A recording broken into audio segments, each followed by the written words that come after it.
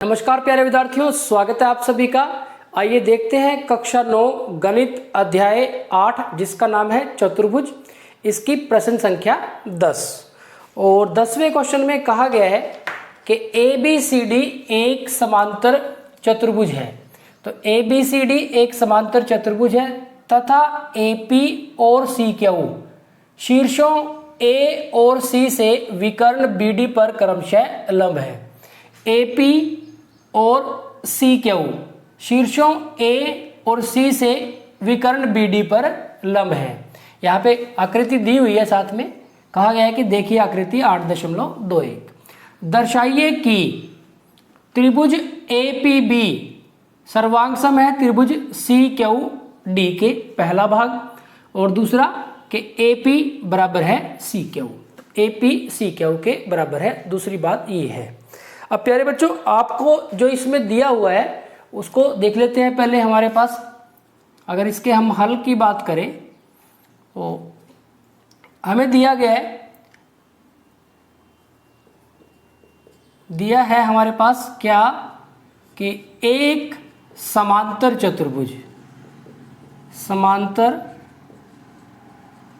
चतुर्भुज ABCD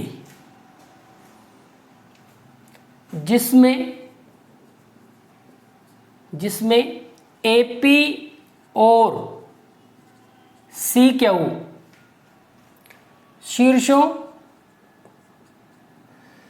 A और C से विकर्ण BD पर क्रमशः लंब है। कुछ विशेष हमने यहाँ पे नहीं लिखा, जो दिया हुआ वही लिखा हुआ है। अब यहाँ पे अब आप देखेंगे, क्योंकि ABCD एक समांतर चतुर्भुज है तो क्या सम्मुख भुजाएं बराबर है और समांतर भी है, तो हम लिख सकते हैं कि AB बराबर है DC के, DC, और AD बराबर है BC के, BC यहाँ पे, तथा AB समांतर भी है, AB समांतर है DC के, और यहाँ पे जो AD है वो समांतर है BC के। क्योंकि समांतर चतुर्भुज है तो सम्मुख भुजाएं बराबर भी है और समांतर भी है। अब आप देखें कि हमें जो सिद्ध करना है वो सिद्ध करना है कि जो त्रिभुज APB और त्रिभुज CQD है, ये दोनों कैसी है, सर्वांग सम है। तो त्रिभुज APB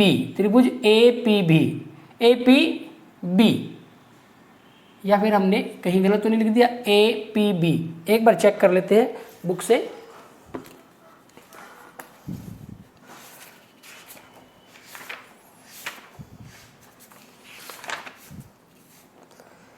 त्रिभुज APB, हाँ ठीक है, त्रिभुज APB और त्रिभुज CQD ये कैसी हैं, दोनों सर्वांग सम है। तो APB हमारे पास ये त्रिभुज हो जाएगी। यहाँ पे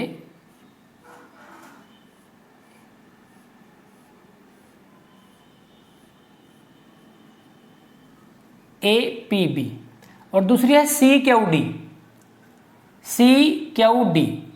यानी कि इस त्रिभुज की बात हो रही है यहाँ पे। अब हमें इनको सर्वांग सम दिखाना है।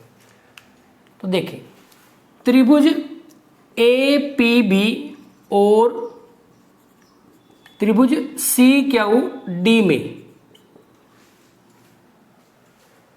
आप देखेंगे कि इस APB त्रिभुज में भुजा जो AB है, भुजा AB है जो, और जो दूसरी त्रिभुज है उसकी जो भुजा है CD या DC ये आपस में बराबर है। तो आप इसको दो तरह से लिख सकते हो कि समांतर चतुर्भुज की सम्मुख भुजाएं, या फिर दिया है, क्योंकि हमने दिया, हमें इसको मेंशन कर दिया था, दिया है, हमें दिया गया है ये। या फिर आप लिख सकते हो कि समांतर चतुर्भुज की सम्मुख भुजाएं। उसके बाद आप देखेंगे कि इस त्रिभुज में ये कोण समकोण है और इस त्रिभुज में ये कोण हमारे पास समकोण है, ये भी समकोण है, ये भी समकोण है।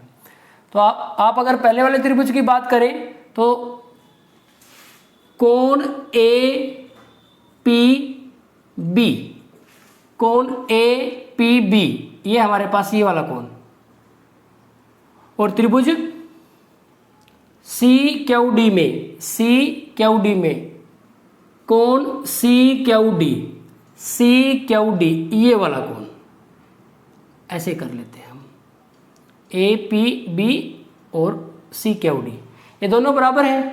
कैसे है? समकोण। और एक चीज देखें आप, देखो यहां पे अगर मैं इसको थोड़ा सा आगे बढ़ा दूं,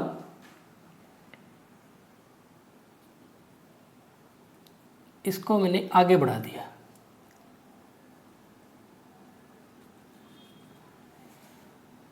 अब ये तो हमें पता ही है कि जो ए बी है और जो डी सी है समांतर है, और जो ये बी डी है वो तिर्यक रेखा होगी,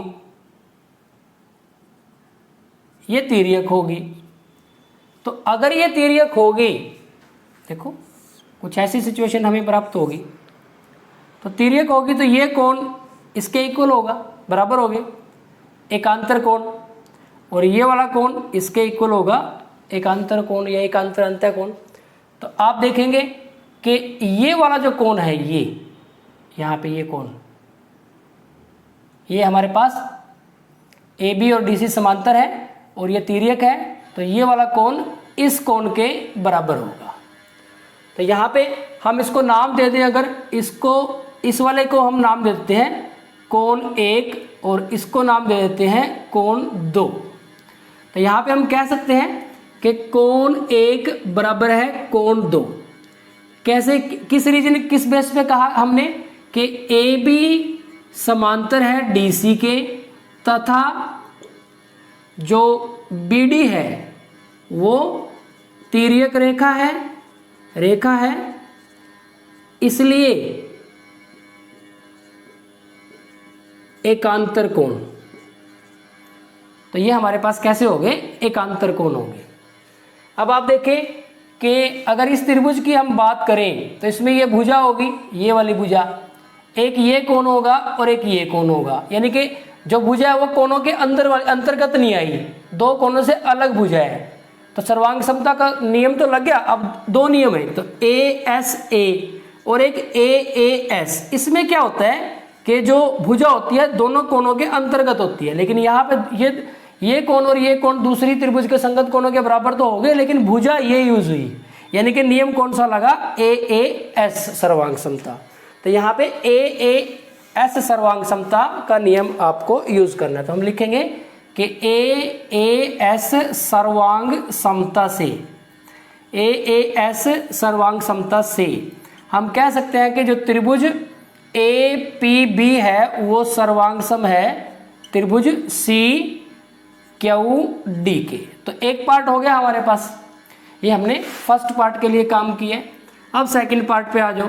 सेकंड पार्ट में हमें सिद्ध करना था कि ए पी और सी क्यू बराबर है। अब आप देखेंगे क्योंकि त्रिभुज ए पी बी सर्वांग सम है त्रिभुज सी क्यू डी के, अगर ये सर्वांग सम है तो इनके संगत भाग बराबर होंगे। तो ए पी बराबर है सी क्यू। कौन सा नियम? सीपीसीटी, सर्वांग सम त्रिभुजों के संगत भाग या फिर common part of congruent triangles. तो ये भी दूसरा पार्ट भी सिद्ध हो गया। तो यहाँ पे हमारे पास जो क्वेश्चन है वो कंप्लीट हो जाता है। तो बिल्कुल सिंपल क्वेश्चन है, बस आपको जो समांतर चतुर्भुज है उसका कॉन्सेप्ट आपने यूज किया। यहाँ पे समांतर चतुर्भुज का कॉन्सेप्ट यूज किया। सम्मुख भुजाएं बराबर है, समांतर भी है, इसके साथ साथ दो समांतर रेखाएं हैं, तिर्यक रेखा है, तो एकांतर अंतः कोण बराबर है और एक दोनों में समकोण है। तो यहाँ पे दो एंगल बराबर हो गए। अब आपको देखना था कि उन एंगल के बीच की भुजा जो है बराबर है या फिर दूसरी कोई भुजा है। तो यहाँ पे हमारे पास जो कोण थे वो एक ए पी बी त्रिभुज का एक ये और एक ये कोण हुआ, लेकिन बराबर हुए, लेकिन भुजा ये यूज हुई, ए बी यूज हुई, यानी कि इनके अंतर्गत बी पी अगर यूज होती फिर हम कहते, फिर हमारा जो सर्वांग समता का नियम होता ASA होता, अब वो नहीं है, अब की बार है AAS, यानी कि एक भुजा है, लेकिन वो कोनों के बीच वाली भुजा नहीं है। तो ये आपको ध्यान रखना है यहाँ पे। तो इस तरह से आप इस क्वेश्चन को कर सकते हैं बड़ी आसानी से। बिल्कुल सिंपल क्वेश्चन है, बहुत सारे क्वेश्चन हमने इससे पहले भी किए हैं। तो प्यारे बच्चों, इस वीडियो लेक्चर में इतना ही, लगातार प्रैक्टिस करते रहिए। Thank you very much.